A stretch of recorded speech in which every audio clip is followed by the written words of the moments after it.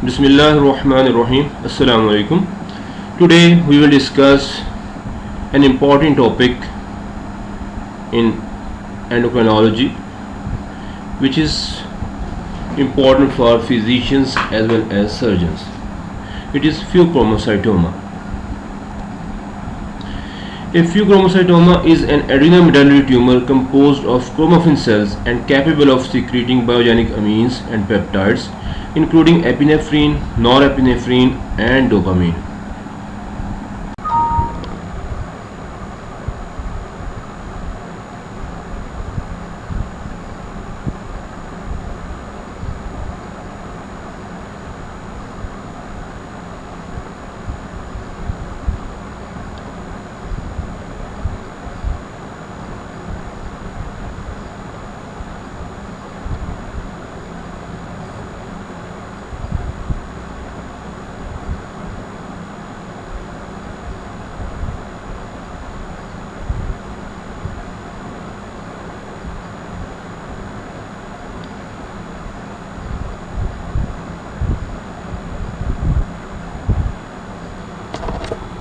Remember the rule of 10 about pheochromocytomas.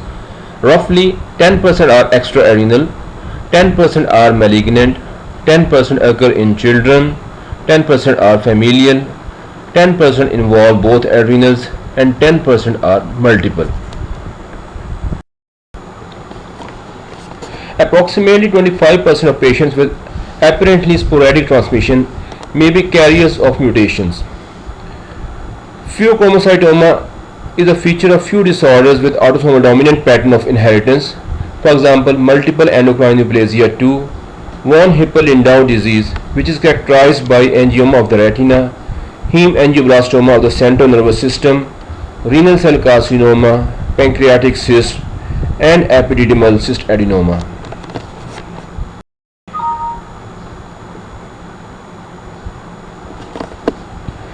Pheochromocytomas occur in 5% of patients with. Most pheochromocytomas secrete norepinephrine, resulting in episodic or sustained hypertension. Headache is present in 80% of cases and is usually paroxysmal in nature and described as pounding and severe. Palpitations are present in 70% of patients, which may or may not be accompanied by tachycardia. Diaphoresis or hyperhidrosis is present in 60% of patients, most evident during paroxysmal attacks of hypertension. Patient may be extremely anxious during the attack, having tremors and pallor. Orthostatic hypertension can occur in 40% of cases because of hypovolemia and impaired arterial and venous constriction responses. Physical examination may be entirely normal if done in a symptom-free interval. During a paroxysmal attack, the patient may demonstrate marked increase in both systolic and diastolic blood pressure, profuse sweating, visual disturbances caused by papilledema or hypertensive retinopathy, dilated pupils due to catecholamine excess, paresthesias in the lower extremities caused by severe vasoconstriction, tremor, and tachycardia. In addition to the classic manifestations discussed above, pheochromocytomas can present with some non-classic manifestations. For example, tumors may elaborate ACTH hormone with resultant manifestations of Cushing syndrome and hypokalemic alkalosis. Vasoactive intestinal polypeptide may be produced, resulting in severe diarrhea and hypokalemia. Hyperglycemia can result from catecholamine-associated antagonism of insulin release. Patients may have hypercalcemia due to adrenergic stimulation of the parathyroid glands or elaboration of parathyroid hormone-related peptide. Lactic acidosis may occur as a result of catecholamine-associated decrease in tissue oxygen supply. Cardiovascular manifestations of pheochromocytomas include arrhythmias, which may be benign like atrial fibrillation, or fatal like ventricular fibrillation. Catecholamine associated congestive cardiomyopathy and cardiogenic pulmonary edema. Non-cardiogenic pulmonary edema may also occur as a result of transient pulmonary vasoconstriction and increased capillary permeability. Some words about etiology of the tumors. As discussed earlier, catecholamine producing tumors that are located in the adenomedulla can have sporadic or familial basis. Researchers have found out some specific mutations which can predispose to pheochromocytomas as RET proto-oncogene mutation in case of MEN2 and von Hippel-Lindau tumor suppressor gene mutation in case of von Hippel-Lindau disease. Recently identified genes for succinate dehydrogenase subunit D and succinate dehydrogenase subunit B predispose carriers to pheochromocytoma and globus tumors. Pheochromocytomas must be differentiated from other causes of palpitations and hypertension. These include anxiety disorders like panic attacks, thyrotoxicosis, amphetamine or cocaine abuse, Cousinet syndrome which causes flushing and tachycardia, and essential hypertension. Who should be screened for pheochromocytoma? Screening for pheochromocytoma should be considered in patients with any of the following: malignant hypertension, which means hypertension with papilledema, poor response to antihypertensive therapy, paradoxical hypertensive response, hypertension during induction of anesthesia, parturition, surgery, or thyrotropin releasing hormone testing, hypertension associated with imipramine or desipramine, neurofibromatosis type 1, which have increased incidence of pheochromocytoma. The diagnosis of pheochromocytoma is based on confirmation of the excessive secretion of catecholamines or their metabolites in the urine.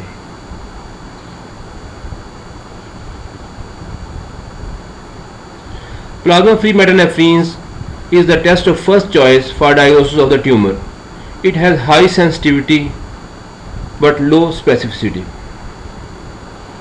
Therefore, plasma-free metanephrine's will reliably exclude a pheochromocytoma when negative, but further testing is needed to confirm the diagnosis unless the result is markedly abnormal. That is 4 times above the upper normal limit. For example, plasma concentrations of normetanephrines more than 2.5 picomoles per milliliter or metanephrine's levels more than 1.4 picomoles per milliliter indicate a diagnosis of pheochromocytoma. The sensitivity and specificity of 24-hour urinary free metanephrine's is 91% and 98% respectively. Due to the low frequency of false positive results, 24-hour urinary measurements are recommended when the pre-test probability of disease is relatively low. While measurement of plasma-free metanephrine's is preferred when clinical suspicion is very high, as in case of hereditary syndromes. Accuracy of 24-hour urinary levels for metanephrine's can be improved by indexing urinary metanephrine's level by urine creatinine level. Many medications and other substances cause falsely high level of plasma and urine catecholamines or metanephrine's. Therefore, discontinuation of these agents before testing is recommended. Here is a table which demonstrates different drugs and substances which cause false positive results. These should be discontinued before testing. Clonidine suppression test is useful for distinguishing between high levels of plasma norepinephrine caused by release from sympathetic nerves and those caused by release from a pheochromocytoma. A decrease less than 50% in plasma norepinephrine levels after clonidine administration is normal, whereas persistent elevations are indicative of pheochromocytoma.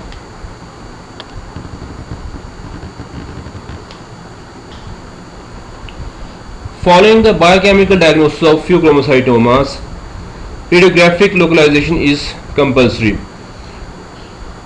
Because most catecholamine secreting tumors are located in the abdomen, CT scan or MRI of the abdomen and pelvis is the best initial study. If negative, then iodine 123 meta-iodobenzyl guanidine scanning can be performed. This norepinephrine analog localizes in adrenergic tissue. It is particularly useful in locating extraadrenal pheochromocytomas.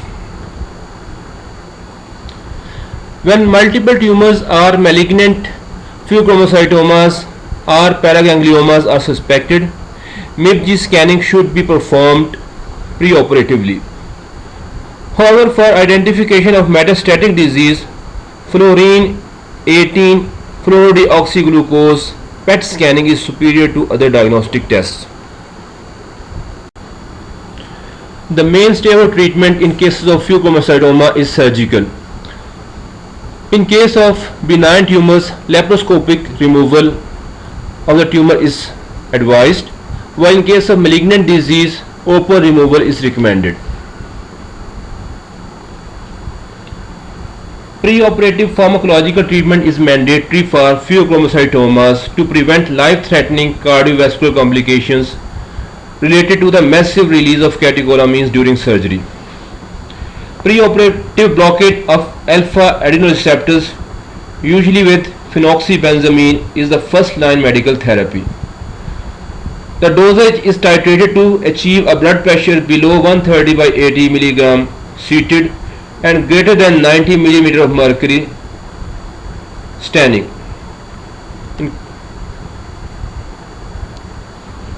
Alternative medicines which can be used include selective alpha-1 blockers, trazosine or doxazosine. Beta blockers like metoprolol, propranolol can be added to control reflex tachycardia. Target the heart rate to 60 to 70 per minute seated and 70 to 80 per minute standing. Beta blockers should never be started before adequate alpha blockade has been achieved due to the risk of hypertensive crisis because of unopposed alpha receptor stimulation. Hypertensive crisis preoperatively and intraoperatively can be controlled with phentolamine 2 to 5 mg IV every 1 to 2 hours or ditoproxide used in combination with beta blockers. Liberal fluid and salt intake should be started 10 to 14 days before surgery, and large volume intravenous crystalloid is administered to counter hypotension after tumor resection. Long-term follow-up is needed for pheochromocytomas and paragangliomas due to difficulty distinguishing between benign and malignant tumors.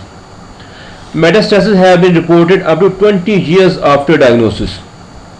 In addition to the routine clinical surveillance, annual measurement of plasma or urine metanephrines is indicated to assess for recurrence or metastatic disease. All patients with pheochromocytoma should be screened for MEN2 and von Hippel-Lindau disease with pentagastrin test, serum parathyroid hormone, ophthalmoscopy, MRI of the brain, CT scan of the kidneys and pancreas, and ultrasonography of testes. In patients with pheochromocytoma, protein analysis for mutations of oncogenes like RET, VHL, SDHD, SDHB is indicated to identify pheochromocytoma associated syndromes. Obtaining a detailed family history is important because 10% of pheochromocytomas are familial. This table demonstrates the genetic mutations involved and most common and associated features of different multiple endocrine neoplasia syndromes.